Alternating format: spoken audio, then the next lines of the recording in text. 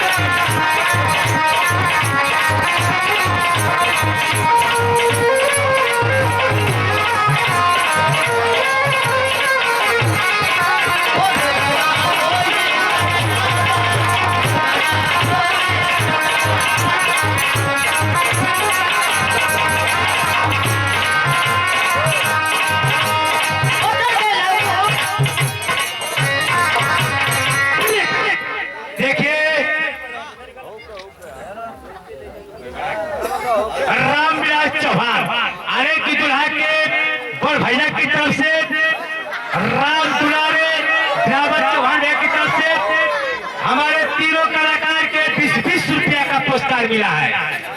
देखा राम भैया के देखा पताई पर पानी झाड़ के बोतल में